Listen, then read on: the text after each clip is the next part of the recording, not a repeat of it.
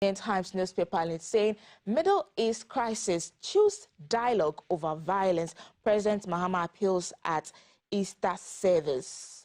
Yes, and deliver quality projects or face sanctions. Get fund warns contractors. You can find a story on page 13.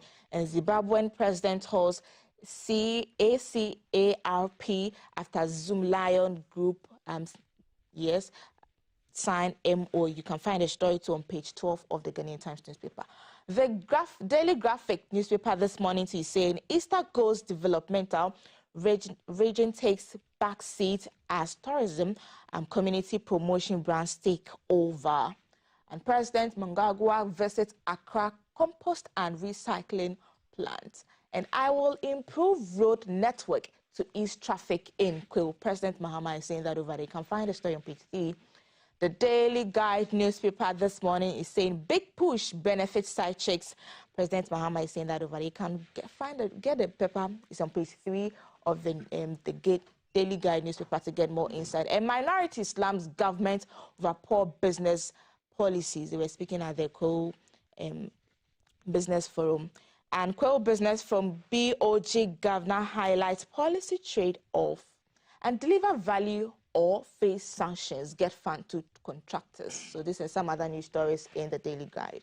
The Chronicle, deliver value for money or face sanctions, get fund boss, warn contractors. I think this is a trending story this morning. Let's isolate politics from business. MPP minority tells Kwewu Business Forum. Can find a story too on page 3 of the Chronicle newspaper this morning. All right, so this and some other news stories. When you purchase most of the newspapers online or in traffic, you find inciting stories making headlines this morning. Felix van der Palen is already seated with a gentleman to delve deeply into the various stories making headlines this morning. Over to you, Felix.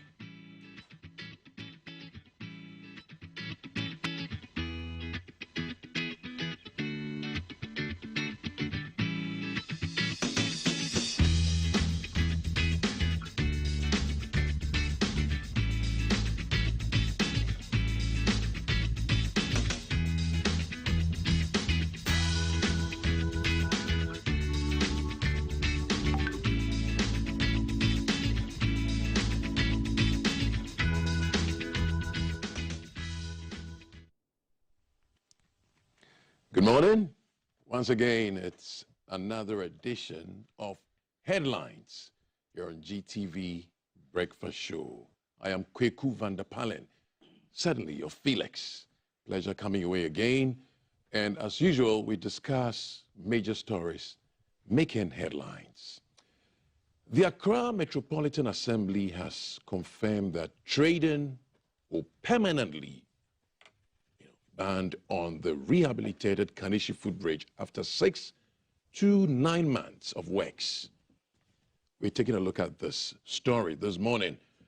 Also, the Bank of Ghana sold nearly half of the country's gold reserves between late 2025 and early 2026, a move sparking intense debate. The government of Ghana is also exploring local raw materials to stabilize production cost of sachet water. And if time permits us, we'll get into other stories as well.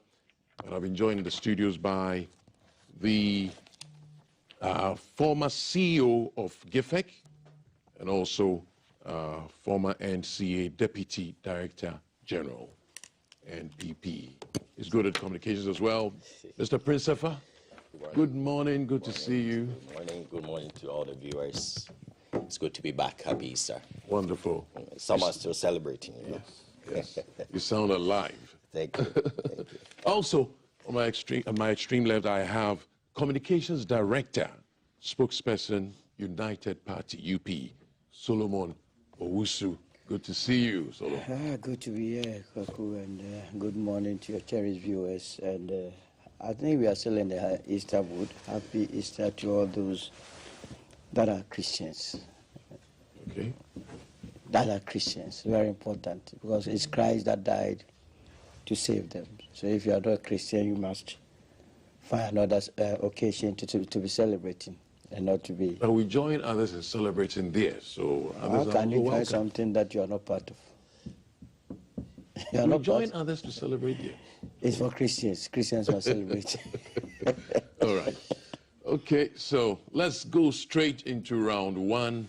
AMA confirming trading will be banned on Kaneshie Footbridge after rehabilitation. The Kaneshie Footbridge rehabilitation here will take up to 9 months, and the structure was actually shut down on Thursday, April 2, to pave the way for urgent repairs after concerns were raised about its deteriorating condition. I'll begin with you, Mr. Sefan. What do you make of this rehabilitation in terms of the timing and the time frame for the project? Yeah, thanks, Kweku. So for me, I don't know all the fine details technically that went into the shutdown, but obviously I read about the fact that there were issues with the structure, technical issues that led to this emergency. But we're in a country where we really need to up our game in terms of building codes, building inspections. You know, under the Nana Addo government, we had our first building code in the country. It was GSA, Standards Authority, that came up with that. And that was long overdue. Okay, so you wonder how we have exactly been operating that whole time without the standard codes. But it's always better late than never, because we need to make sure that our institutions are strengthened and our standards are moving ahead, advancing constantly, because you know there are taller buildings being built, and all the time we're developing.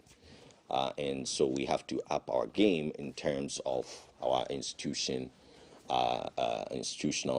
strength and the quality of the work that they do.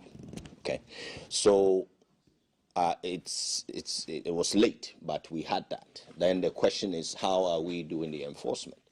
Once again, this makes you wonder. Of course, we don't want an incident. So it's very much in order that AMA will take immediate action when things were getting out of hand. Mm-hmm. But it makes you wonder again, what else are we getting close to an emergency situation on? Right. The other time when we had an incident at Newtown, mm-hmm. I was in the media space at the time, and I mentioned that we had incidents with Melcom collapse. We've had situations in Central Region, I forget the town, some 10 years or so ago, mm-hmm. where some kids in a primary school, also their wall fell out and killed quite a few of them. And you wonder, what progress have we really made? I mentioned the building code. That is definitely useful. Standard codes. Mm-hmm. But obviously, since we're having incidents like what happened at Newtown, it means that we really are not where we need to be. Okay, now when you go in any building, you are wondering how safe that building may be. Have they inspected it? Who is inspecting these buildings? Who is making sure that routinely we don't even get to a point where you have an incident, definitely, or you get too close to an incident. So the Kaneshie one just reminds us once again that we probably have more and more of these, and I'm wondering if it's the GSA that needs to do more, whichever authority, the local government that needs to do more. All of them need resources. What do you make of what happened? You know, maintenance, we say, is a culture. What happened before this current administration took over barely a year ago? What was the nature of maintenance culture? Because this was created in somewhere 1980s, my memory. This Kaneshie Bridge. Right, okay. Yes, question. Oh, I couldn't tell. Honestly, I couldn't tell what was done specifically at Kaneshie. Okay, I could not tell. There definitely wasn't an incident, but we've just had a situation where we had an incident. But if we were up on our game in terms of maintenance, probably we wouldn't be where we are today with the threats this disposal? Yes, so I mentioned that we seem to have an issue with our institutional framework, and I mentioned upping our game, the need for it. It's a cultural issue. We all know that we have a maintenance culture issue. But if you want to get specific, I couldn't, because I don't know what was done specifically at Carnation. In terms of building or in terms of maintenance? In terms of maintenance, and especially in terms of inspection. Okay. Right? You have to inspect. Okay? You need to have an inspection regime in place before you get to maintenance. You don't just get up and go and maintain. Okay. You have to maintain when... To determine. To determine. Yeah. These are technical things. And these are not... Sometimes you can see with the eye.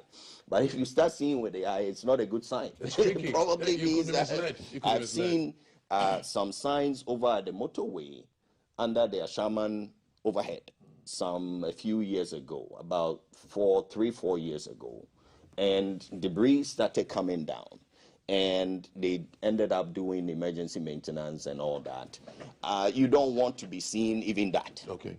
What I'm saying is not necessarily I'm certainly not doing politics on this one, per se. But government controls the agencies, all right? I've been in charge of an agency, and so I know how the agency works. The agency will typically be under a ministry, which will be under a presidency or an administration. All I'm saying is that we need to up our game, regardless. And of course, the current government is the only one we can hold accountable to help us up our game more, because we just had an incident again, which means that we are not where we need to be. You get what I mean? And also, we need more enforcement, okay? Many a time, as in what happened in the Melcombe situation, all right, and what happened in Central Region that I mentioned, and then now what has happened at Newtown, you don't even hear who has been held accountable. Okay. So You get what I'm saying? I'll come. So all these things are very important, but the bottom line, what I really want to conclude by is that, you see, I've worked in the public service. There are many places where we have a lot of redundancy, okay? And more is being added. You know, our payroll budget just went from 63 billion cedis in 2024-2025, early part, to 77.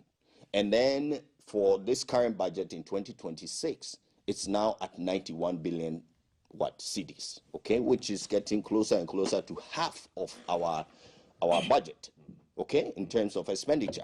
This is significant money.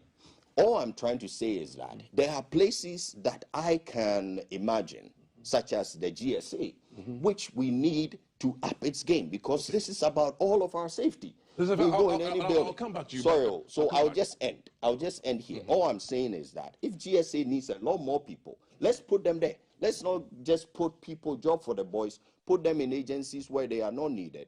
When we need more inspections, we need more enforcement and accountability. The key thing I keep reading and what you're saying between the lines is inspection, which we've taken for granted. So I'll come back to you. It starts from there. I'll come back to you, but I've been joined also by the Deputy Director, International Relations, NDC, Dr. Kalmak Ahen. Doctor, good to see you. Good morning. Good morning. Yes, you're welcome. I hope you've had a refreshing Easter. Wonderful. For the days ahead. I was in the house of Sefa.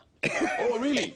And you guys are not inviting me. Everybody invite me. It was like he's rather in government and I'm in opposition. Interesting to hear. I'll come to you soon, but let me usher in Mr. Solomon Usu. Solomon, would you go for a completely new project, or I think the rehabilitation, repairs? Okay, for now. Options. If the engineers have evaluated the situation and realized that maintenance is the way to go, as someone will put it, whom am I to say that they shouldn't do? But you see, like you were saying, every metropolitan municipal district assembly has an inspectorate unit. They have an engineering unit that are supposed to do this. But many a times, I think this country, we have spent more energy lobbying for positions rather than working. We don't work. You go, you see a beautiful department of maintenance. I did my national service at a district assembly, and I know I was at the development control unit, and some of the things that were happening, I said to myself, are we really serious?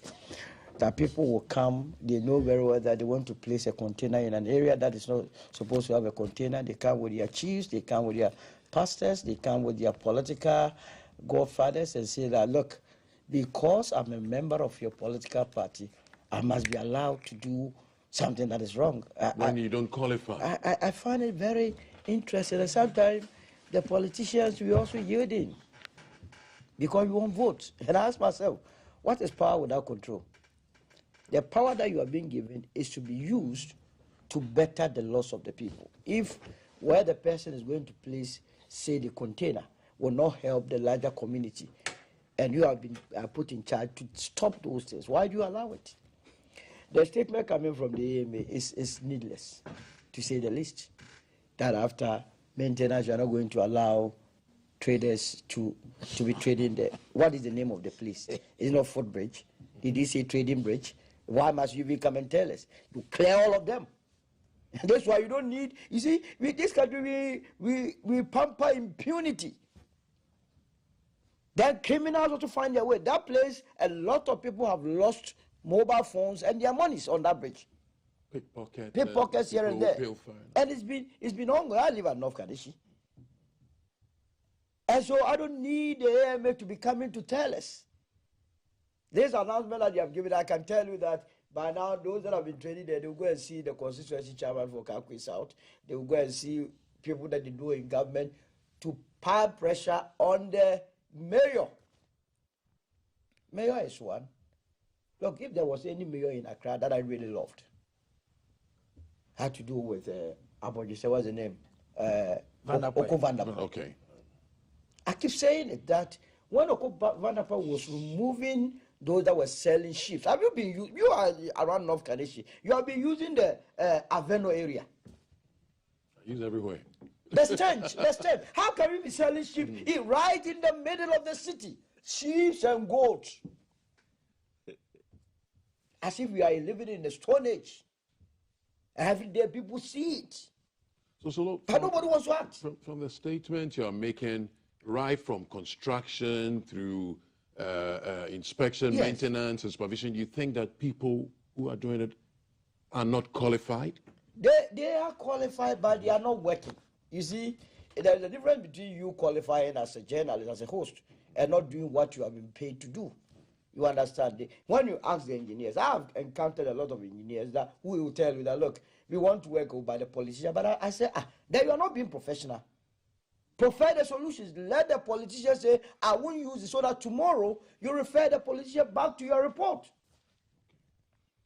But to be collecting salary at the expense of the ordinary taxpayer and not be working all these years for us to be told, just like he was referencing the Newtown matter. I saw that building on countless occasions. Anytime I went to the GCB at Newtown. And did you foresee? But it's so clear. You don't even need any technical. That was. Because if I was saying he goes beyond just using his eyes, by the inspection. I said if you see physically that the thing is coming down, it's like worst case. It shouldn't get to that level. Yeah, okay. I mean, that one, by seeing it, you will form an opinion. Don't let people be confusing too much with, oh, I have that technical. All of us know that when there is no cement or iron rods enough, it will expose it. If you know, you know. If you know, you know. So I wasn't surprised at all when I heard I had collapsed.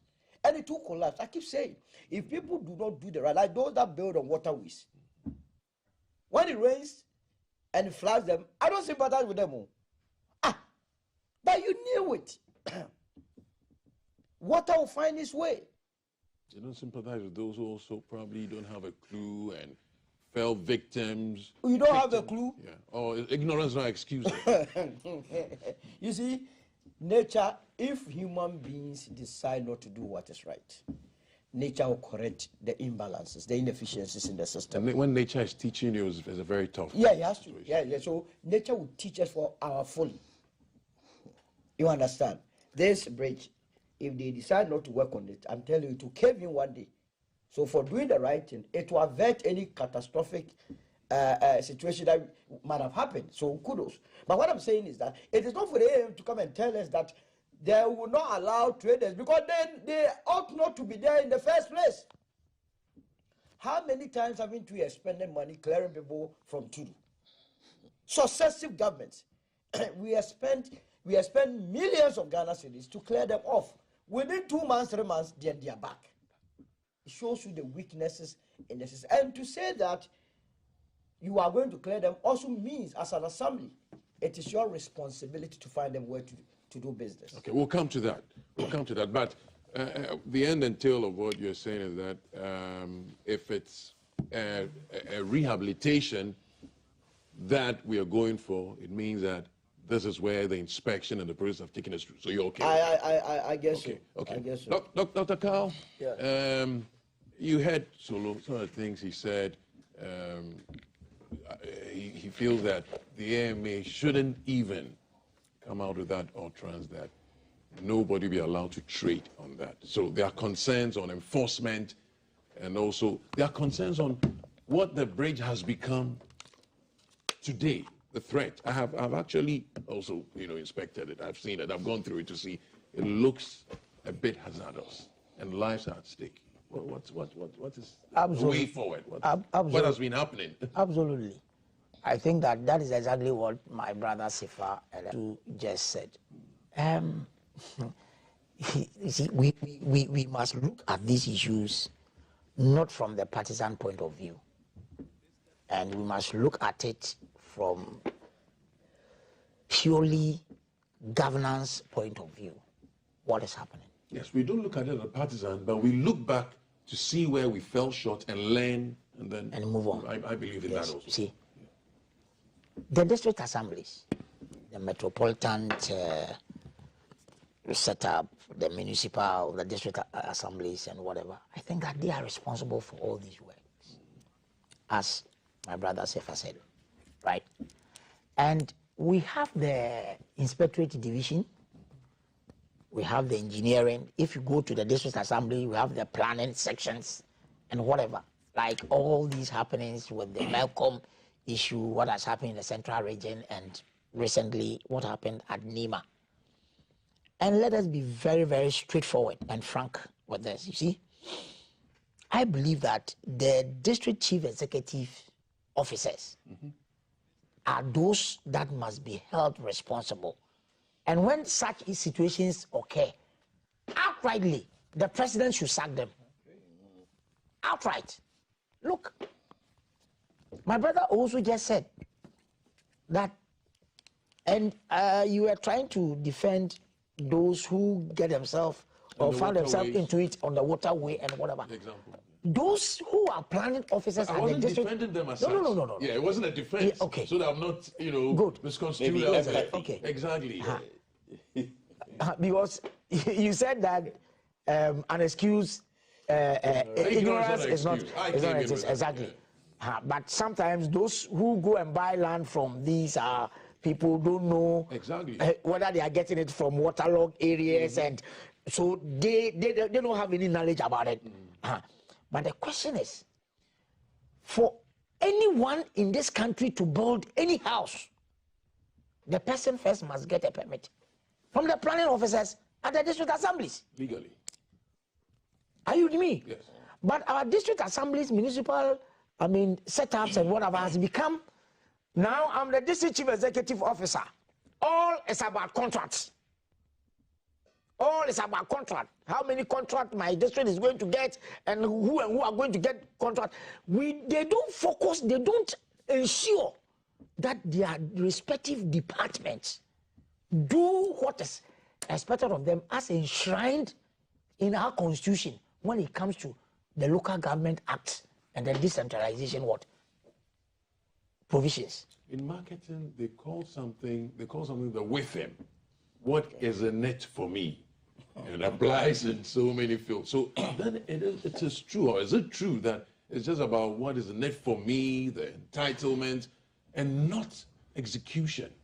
But by successive governments, I will not say it was the MPP, it was NDC, it was whose party who is struggling to come to power in the next 90 years. They're struggling. And You are not struggling at all. you are winning 2020 election. You are not struggling at all. You're confident in the victory. They always win with the yellow color, you know. You are not struggling at all, Mark. They win in the media. In the media. You never win in the media So- space. so- You win physically. You see, So, Doctor, it so cuts across, yes, right? it's cut the board. across. So I believe that, look, if we want to, hold those in authorities responsible for them to ensure that their departments are working as expected, I don't think that we'll be seeing all these things. And this should be a wake-up call for the government and for the MCs, for them to be on their various departments, especially the planning department, engineering department, for them to do extensive review of most of the buildings that are ongoing, to see who is the planning officer. Look, engineers, they have their licenses.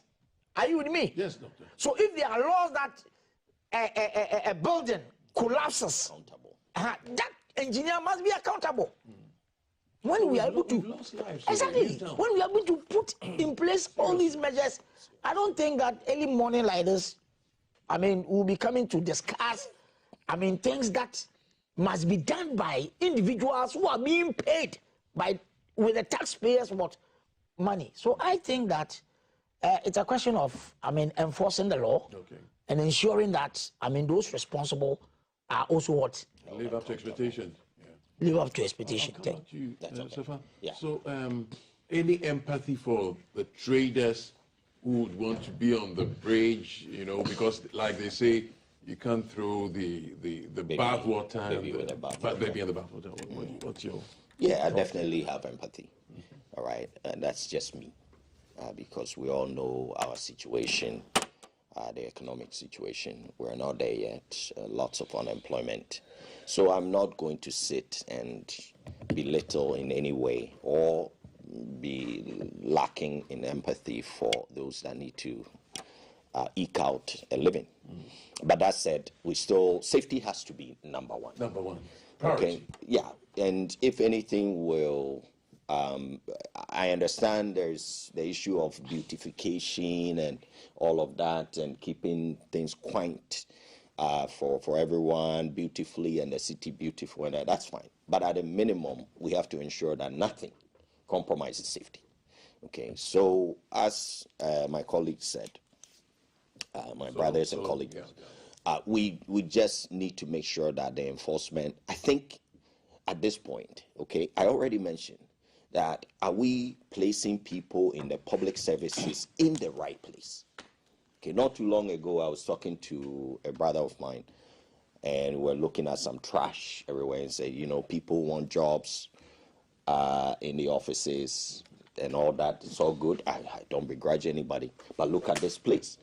We have more and more people being added to the payroll. I gave you the payroll budget, how it's astronomically going up in an unsustainable fashion, but yet the trash is growing everywhere. So are we placing people in the right places? That was the main point I was trying to make. And then the final point I tried to make, the previous one, I'll just re-emphasize it, is about accountability. Okay? In places, some other places I've lived, such as in Canada, for example, when there is an incident that surprises them, maybe some young child dies inexplicably, and they do an inquiry. Okay, usually they come out with something substantive to preempt and to be proactive for the future. So since we had Malcolm, since we had, and then now we've had Newtown. Okay, the key question is not, government will take care of some of these funerals and those things, because we know it's going to happen again. Okay? And the building that you're going in, we should all hold government very, very accountable. Forget the past. It's gone.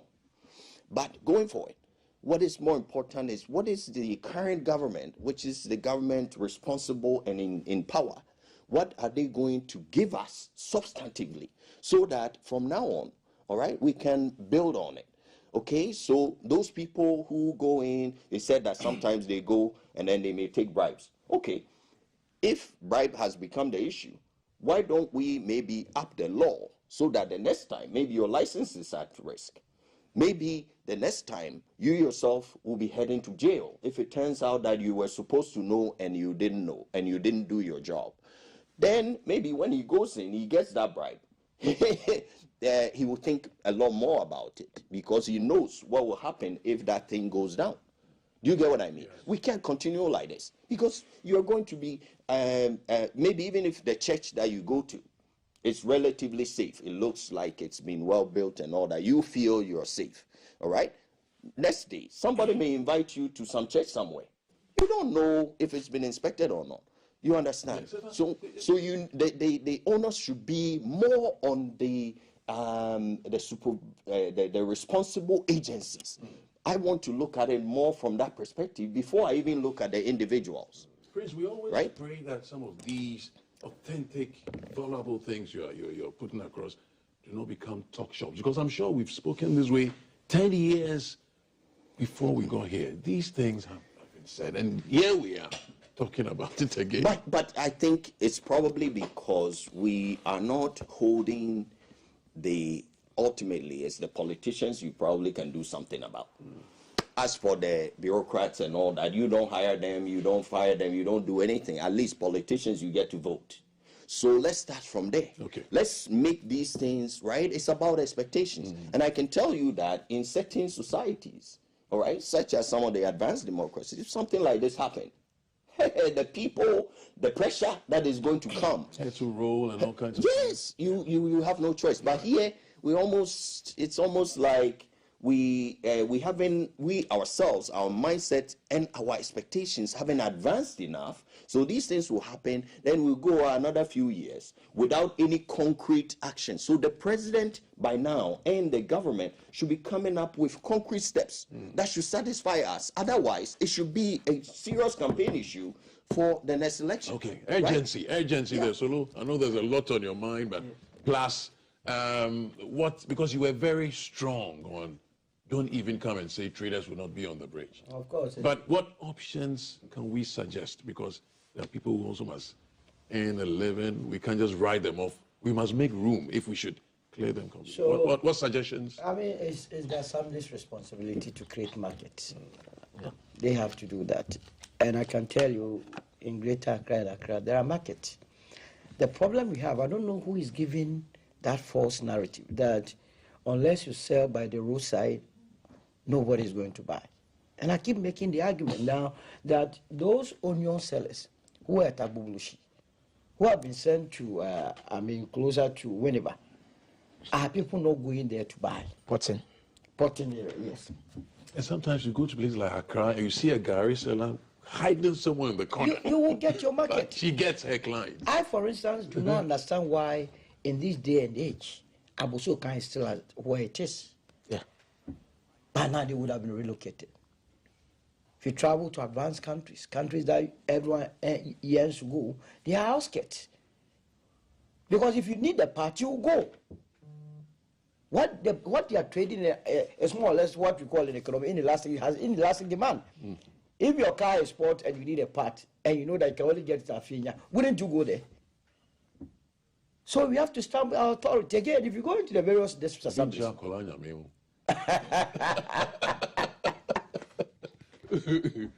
The last time they did transfers in the local government service, only God knows. And here, let me give a thumbs up to Professor Lord Mensah, the one handling the local government service. He's receiving a lot of flags because he has gone there and he's transferring people. And Prof, I will urge you to transfer all of them. Sometimes you're militant. No, he's not. What you sign on to is as a civil servant, exactly. You have to be transferred. You cannot be at one place forever. People have been at one place for more than 10 years. Why? And when you are transferred, they want to go and pay bribes. So the person that is in Tumu, he doesn't deserve to also come to Accra. If you think you cannot go according to what you have subscribed to, then you get out of the service and let those that are willing. Jay, when Will they want to get out? They want. If you don't Nobody want to wants. get out, then you have We to always obey. protect our territory, So that's why regardless. I love people like Professor Lord Mensah, who will do things that even the party members will not be happy with. Well, everyone wants his or her brother to be in the city, to be, and interestingly, they have been able to identify certain municipal, district, metropolitan assemblies that they say is what? It's cash cow. So they don't want to live there. It's cash cow. If the place is a cash cow, it's a cash for the state or for you. It means right away you are going to steal from us. we are funny. There is an incoming You call. understand? So if we begin to do what is right, I tell you, all of us will be okay in this country. But because it's like a straight line equation, y is equal to mxc plus c, the c is not being held well, the m is not there, so you see it's disjointed, and that is why all of us are in a mess. But we have to fix it. We have to fix We it. have to fix it. Good one there. You have the last word on this subject. Yeah, I think that I have to remind my brother Osu about something. He said that by now Abosoka, they should have been, relocated to another place. I think that there has been an effort to do that by His Excellency, the late Jerry John Rawlings. If you go to SCC, Kaswa, yeah, Weja, SCC, yeah. There is this, how do you call it? There is a place that was specially built for those at, how do you call it? Abosoka. Spare parts and all parts that. to relocate. But it also comes with a lot of challenges. One, the people in Accra will also tell you that this is where we get our daily bread. daily bread. So relocating an area that is considered to be, an economic, environment, moving that people from that place to that end, it enters the central region. Now, that is not for them to say. Yes. Exactly. So enforcement. Exactly. What is right? No, The government is no, supposed to do what is right. I am just emphasizing on the fact that there has been an effort, because where it is now, like he's saying, at least the place must give But way. perhaps it's not enough to say there's been an effort. The right thing has to be done. Law enforcement, Are you with me? regardless of how So you that, feel. that happened. And some of them went there, and later they did what? They came back. And all has to do with because the law wasn't enforced. Okay. So there has been an effort. And I believe that they can still, make way and then make the place, they should modernize Abosokai and make it a better place. Now, even as of now, as we are talking about these planning stuff at the local government offices and stuff, if there is a fire outbreak at Abosokai now, the way the place is, cars cannot even find their ways in there to, go and then save life. So I think, Congestion. but yes, with those selling at the roadsides, I think that it is long overdue that government must have a final policy for them. And that's the bridge we see on screen right On the now screen, as we exactly. discuss the matter. Yeah. How can a whole district assembly, municipal, metropolitan assembly come out now to come and tell the whole, Ghana, tell Ghanaians that they will ensure. It means that they were not ensuring. But now, after they've done the maintenance and they've put the bridge in order and whatever, they won't allow anybody. So the guards, the assembly guards that are walking all over, all the time, getting tickets for the vendors and whatever. What is their work? What is their duty? Those that they call Abaye, or are they not is that not the name? Okay. Chasing people here and there. But the issue here is that they also have been corrupted. Okay. So the right thing has to be done. But so the concern also is about the traders. Any provision for them, the Yes, administration? that is the work of the local government. The local government, as my brother What Usu should they said, expect? they should expect that government can put, some places for them. It is the duty of the government to build how do you call it, to build markets, good markets. Even if you look at, let's say, Kaneshie, where they sell, where the bridges, can't government develop that place and even get 2-story building marketplaces for? The question is, you see, it is because they don't have the facilities where they will sit and sell. That is why they also take advantage sitting by the roadside to sell. Because at the end of it, they must be able to sell something and go home and then also attend to their family members. So the bridge is not even, it's not just the traders, the beggars are also there. They're all trading. They're all trading. The beggars also go to trade. The beggars, they go to trade. Are you with me? So I think that the local government authority must look at all these issues and find a lasting solution to it. Okay. Because if they don't do, look, this issue will persist. They will finish the bridge. They will put some people there for 2 months, 3 months, 6 months, that nobody should come and sell. I can bet you, 6 months to election, they will go back and sell, and nobody will go and then take them off, because if they do that, it will affect their fortunes during the election time. We must get our act right. Yeah. I want us to move on to our next topic, which has to do with the Bank of Ghana. The analysis that the question is why the Bank of Ghana sold half its gold reserves.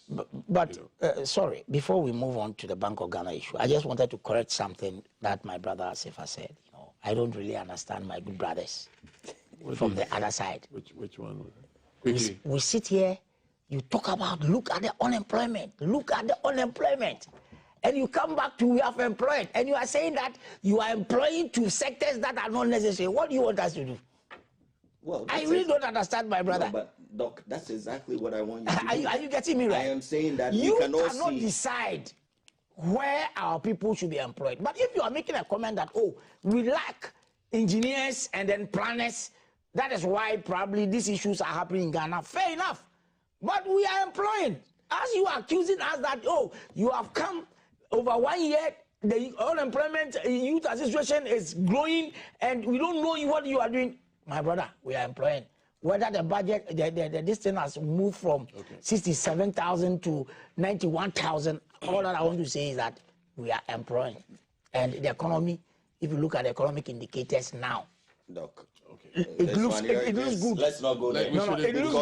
You know, it looks very good, but we are not saying that it is perfect. It's on paper. It's a paper. It's opinion. Okay. But just So that quickly, just to respond to Doc, I think what I said was that we have a situation where the payroll is going up, in an unsustainable fashion. If you employ, the payroll will go up. Let me respond to you. But I'm just saying that yes, we clearly need to up our game in specific areas. It's clear. We need more inspections, we need more enforcement, we need the law beefed up, we need more accountability. And I'm also saying that I know some places where people are very redundant. I've been a public servant. All right? So why can't we get them inspecting our buildings and keep me and you safe? No, it's a gradual process. I didn't even criticize Please, let's the move people on. who Because So of the time. sense that I make from the NPP and NDC is that both of them have created unemployment situation, and that allow also to come and solve the and that problem. is why you The need United right Party. That's why they're putting on this platform. And that's what keeps So that's it. Let's put people in the right places first and foremost. That's all I was trying to Prince, say. our Yes, next topic. Yes. The sales of gold reserves between 2025 and now. Right. And is to rebalance its portfolio. That's the Bank of Ghana. Reduce risk from high price, volatility, and so on and so forth. But large scale gold reserves, way to go or otherwise? Most central banks around the world have been increasing their portfolio, the percentage of gold in their portfolios in terms of reserves. In fact, for the first time, the percentage of gold reserves had surpassed that of forex reserves around the world. And around the same time, we went and sold our gold at a reported $3,500 an ounce, when almost all the forecasts, even if you just went online and checked all the gold forecasts, it was saying it could go not less than 6,000, could not less than 5,000, and could go up to about 7,000 in some scenarios. So why are we going to sell our gold?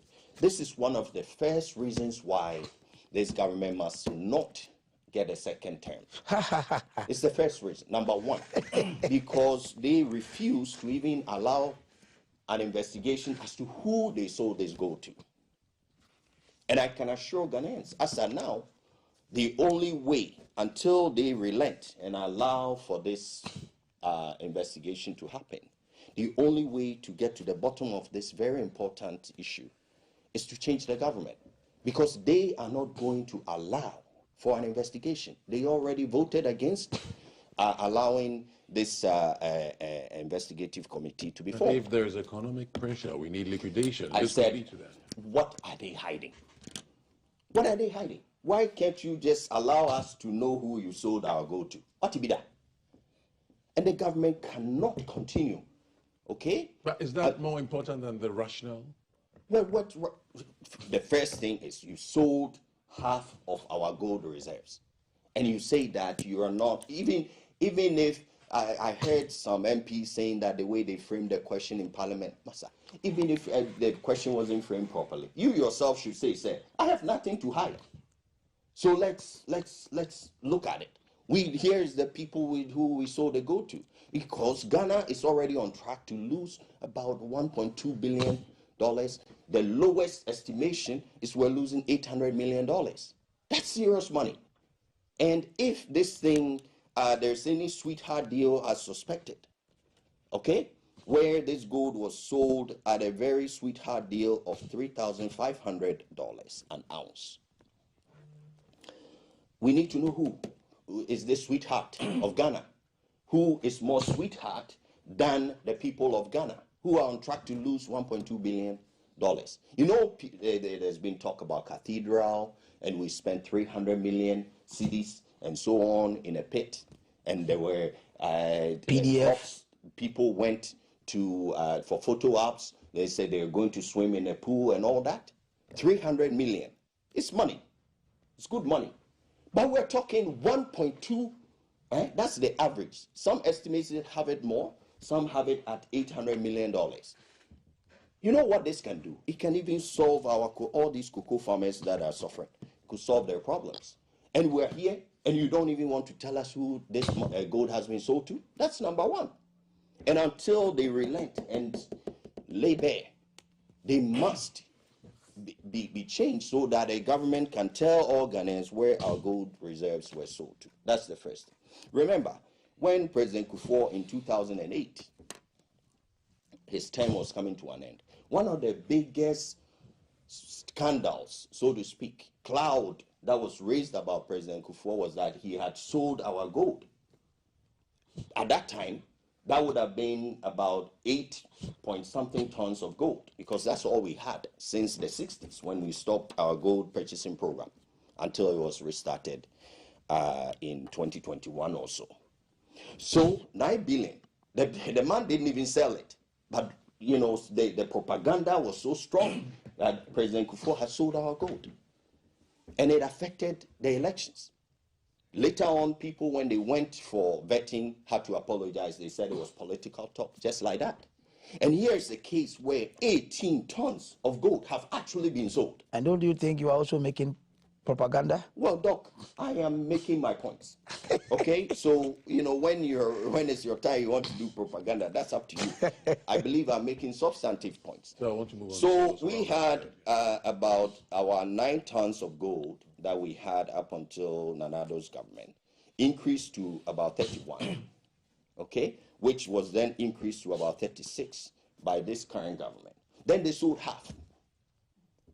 And they sold half, and the worst part is that this money was not even, at least on paper, it was not needed, because our import cover had actually grown. If you take a look at our trade surplus and our balance of payment surpluses, which I did, it had grown organically to close to about $12 billion as at the time they sold this gold.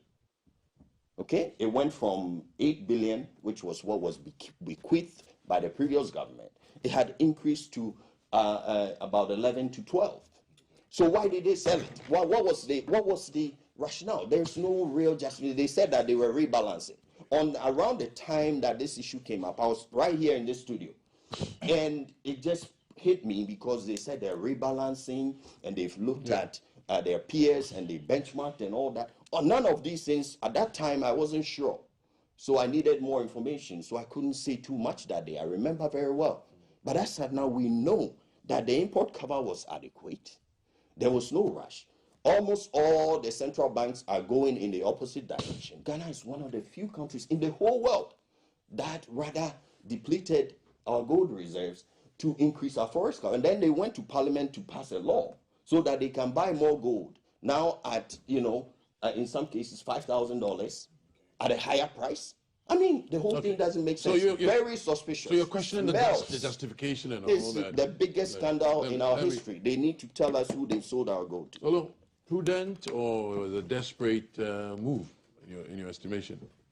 Economic desperation or prudent? My brother, if I was not a member of the MPP, I would have taken a lot of the things that he has said. But because he's coming from the MPP, he has no justification for what he has done this morning. First of all, Exactly. if you were to even take the gold for oil, his problem is that there has not been full disclosure as to whom the gold was sold to, the entity.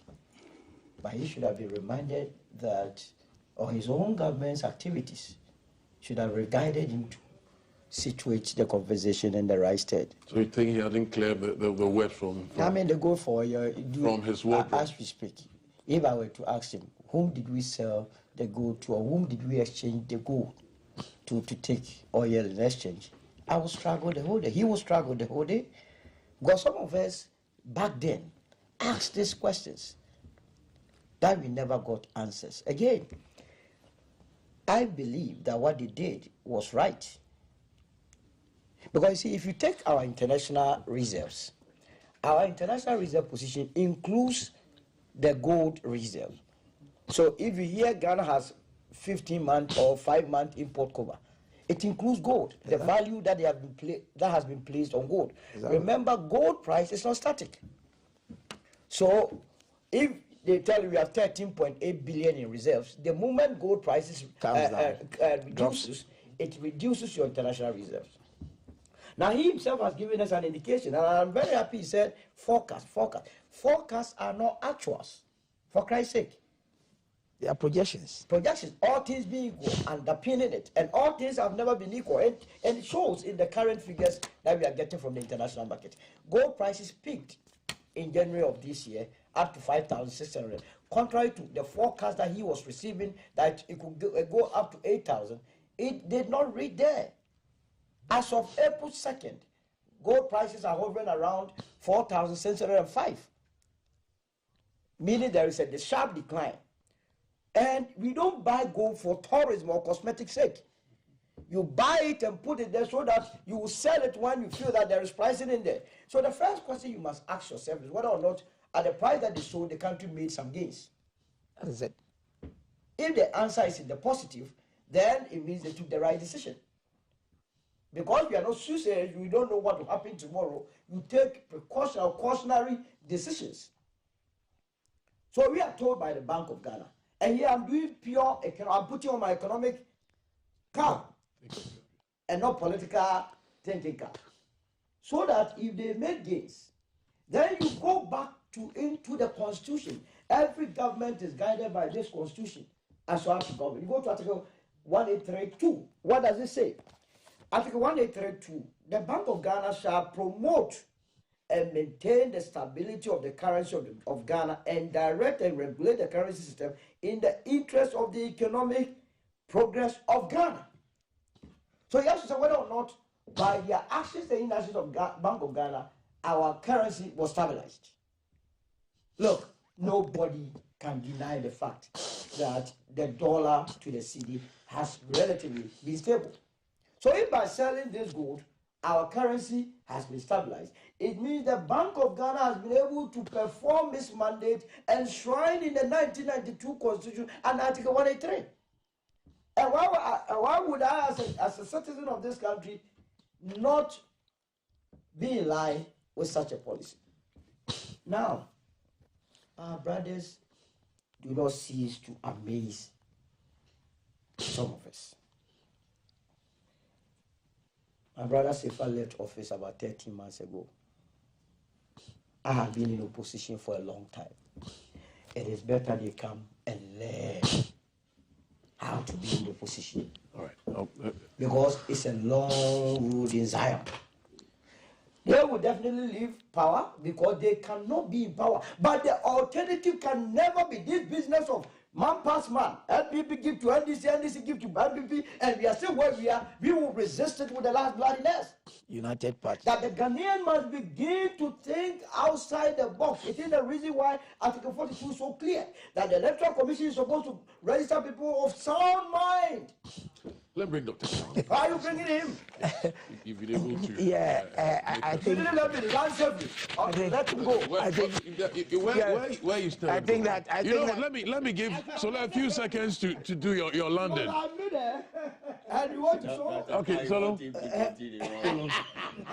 Solo, well, you're hearing you. A few seconds. When he's making my point for me, I'm not making your point. I'm making a point for the United Party. A few seconds, quickly. Okay. I'm not here to be making points. Yes, no, if I speak, you know, if I the speak, matter is that Sefa will say that I'm doing politics. But when a neutral person is I making am, his point for me, no, I am it. representing the United Party. What I'm saying is that And Ghana. we want to take out. That's why our motto, UP is Ghana first. Yes.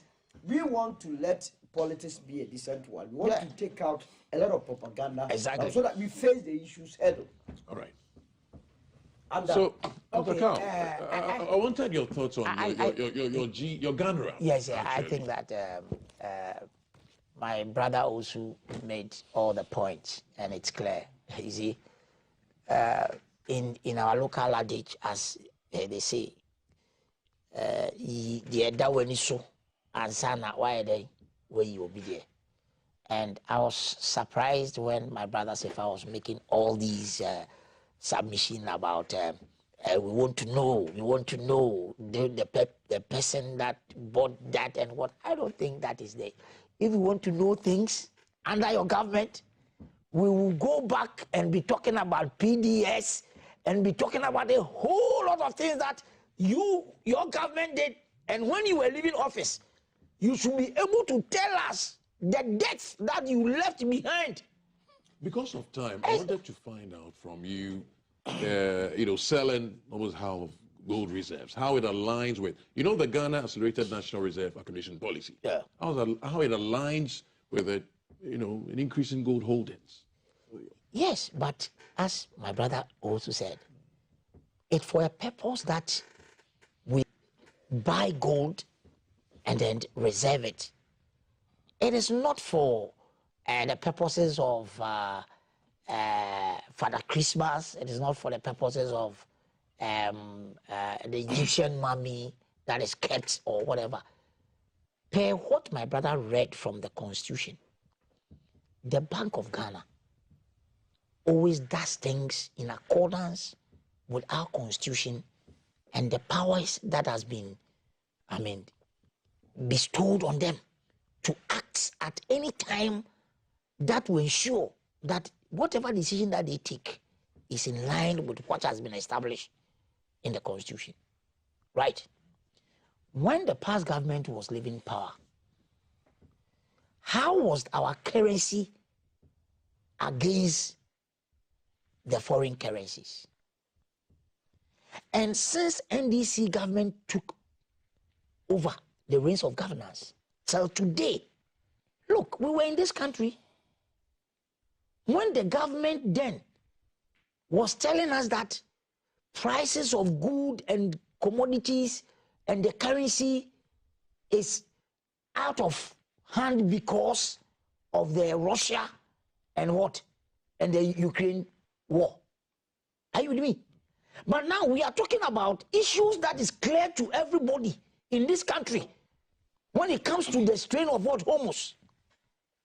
That is a cardinal point for all global businesses and transactions, for everybody.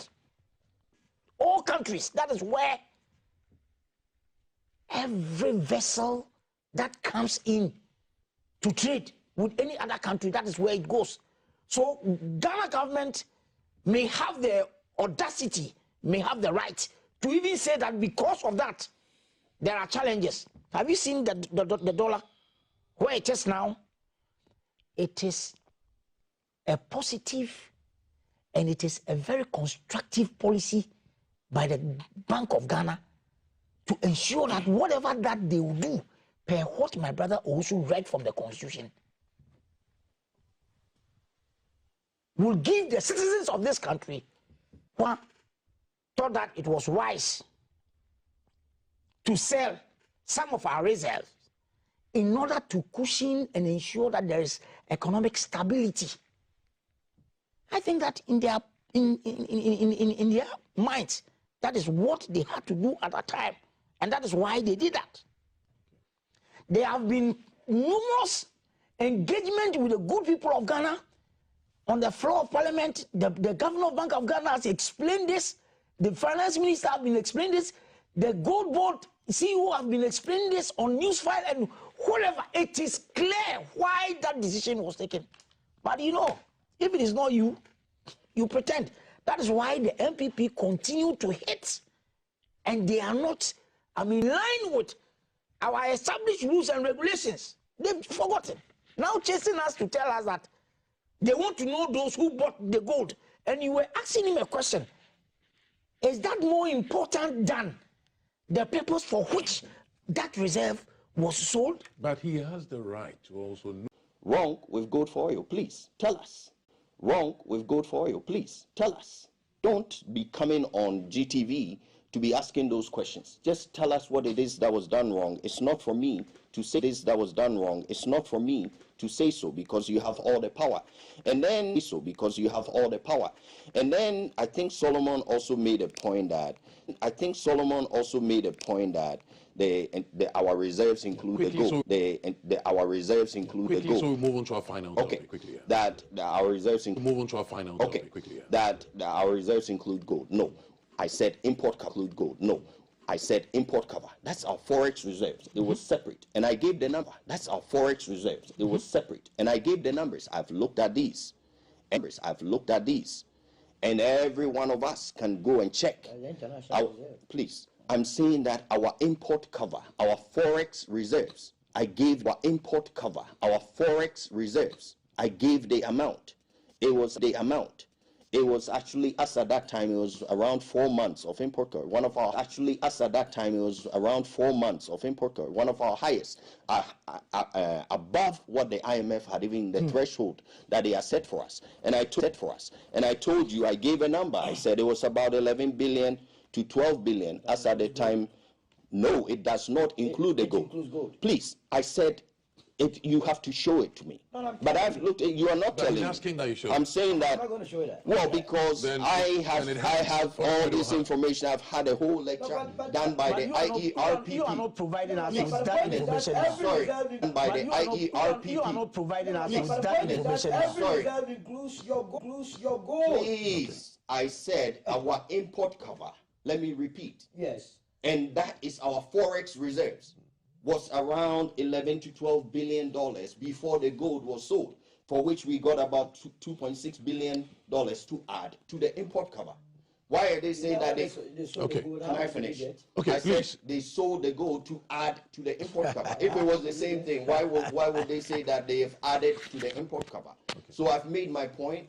I can back it with evidence. It's there. I've looked at these myself I'm sorry, with my own eyes. Prince, I'm sorry. We'll have to, for the sake of time, So we'll have to finalize They didn't things. we did not need this money for any import cover issues or anything like that. They sold the gold at a low. Okay, so we've lost made a lot of money. We've made a number of submissions. We leave the rest for our viewers to also Give me a judge. second bite. You want to sacrifice me? Why? You want to place the two parties ahead of me? Oh, but I'm not expecting you. But what I'm saying is that the international reserve includes gold. Yeah, exactly. We calculate the value of our gold to include to add to what we have as liquid cash. And so if you are a government and you are looking at the figures and realize that it could tumble at a point, you sell it. All right. I don't see anything that is wrong. If they are sold it cheaper, then for us to make some losses, then I will have a problem with it. Okay. Water is important. So let's get into. Yeah. Otherwise, we have just a few minutes. One thing I want to say is that whenever Mr. Sefa is speaking, you know, some of his submission, I think I get it very bad. It's like he was saying that, though I'm in government, I have the fact, the commander-in-chief and whatever. So we rather should come with the fact. Okay. But you were also in government. All right. And So when we were asking you about what you were doing, you never showed us those things. All right, blame but game. you are demanding Okay. it from us now. okay, government considering exploring local raw materials to stabilize production cost of sachet water price. You know, this is a very important, you know, topic as well. Water, we can't do without it. There's no option. You know, there's nothing to do. So I'll begin with you. Yeah, I think Doc. I think that is in the right direction because last week we had the Sachet Water Sellers Association came up with a communique that the price of, a bag of sachet water is going to be increased from 10 to 15 Ghana cedis. I saw it on one of the news outlets. I think it's about time that government takes up, these responsibilities and look at that sector, because it's not only about the sale of sachet water, but it has a lot of factors, like even the kind of water that they sell. Is it really a good? Is it safe? Health-wise, the kind of materials that they use, and then they use it for package, is it also good to our health? And a whole lot of So stuff. there are issues of consumer protection protection. against the price as well. Exactly. So, and when government comes on board to, look at that sector, I think it will also. But Doc, you know, proactiveness is something that we've also looked at critically. You know, we wait sometimes for things to get a bit out of hand, because now this is where we are. We're being threatened by this thing. We could have thought of this. Where lies our innovation? Yes, You know, but I believe, before I come to yes, but I believe that yes, we should have done this long ago. Because if you go to the developed countries, like Germany, Sweden, and those countries, you know, when it comes to water issues, drinking water, and they have policies on them. Like we've had a lot of laws, right, about even the use of sachet water and whatever. But as you know, in our country, it has never been enforced, right? When it comes to recycling of what we even use, that will also come back and then inure to our own benefit in terms of using those raw materials for other things. All these things are, but government hasn't, shown any interest in that sector. And I believe that is at this very time, the NDC government is showing interest to take that responsibility and help. I think that it's a welcome. No, thank you. We develop our own polymer as against just exploring. If you look at the various components of producing sachet water, electricity prices have gone down. So it does not justify increment. You look at the transport cost, that justifies because fuel prices are going up. You have the water itself. So the polymer. And it's the reason why the United Party, when we were the movement, it comes out of the plastics. We have crude as a country, but we export oil in a raw form, which is the basis of our problem. So to deal with getting local raw material is to set up these petrochemical industries here to be having these byproducts. this government has what we call the petroleum hub. Or, you have that? Yes, the petroleum hub. That is being headed by Dr. Albin. Tony Albin. I think they have to do more. These are the key areas that they must be focusing to bring the best out of the industry. Then you ask a very, very important question. We are being reactionary. It has to happen before all of a sudden we find our brains. No. But for the sachet water producers saying they were going to increase, you didn't see the need to be encouraging local raw material. Then, Mr. Minister and the Minister, what are you doing? That means you are paying for nothing. Your time is not a friend. You can take it. Prince, quickly, we don't have much so, time. this maybe sachet, how to fast track these things. Right. I think it's really causing a lot of concern out there because the kinds of people who patronize the sachet water are people in a working class, working so hard, having a hard time making ends meet. So it's a real challenge when you see the price shoot up. Now from what was about 7 to 9 cedis retail to up to 15 right, 12 to 15. So that's a huge jump. The government is telling us that this has to do with global factors, which is impacting the polymer as you were discussing. But really, when you look at previous times, this same government, especially a lot of elements of this government, key elements including the flag bearer, then and now president, was saying that these factors don't have any impact. They sold this to other people. Then all of a sudden they are really telling us the Strait of Hormuz have impact. It's so rich and it's so hypocritical to the point where one of their deputy ministers is saying that the government could be accused, the NDC government could be accused of double standards and hypocrisy.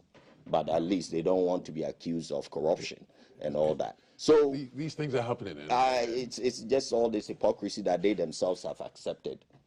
And now they are saying that these international crises and all that have major impact, and that Ghanaians should all listen to them. Please, the dollar is said to have gone down from 15 or so to 11. So where is the impact? Why are we doubling? Why are we doubling the price now? I'm so grateful. Prince Sefa, former CEO of GEFEC, former NCA, and also the former NCA Deputy Director General, NPP. And then also Mr. Solomon Owusu, Communications Director, United Party. Always giving you, an option. An interesting option. You're invited to join the next government. And also Dr. Carl. Mark Ahen is a Deputy Director, International Relations, NDC. So unfortunately, Dr. Carl and Prince invite us when they were having their Easter. So look at it. Up next, Jay is there with your birthday diaries. Enjoy, everybody. There's more ahead here on The Breakfast Show.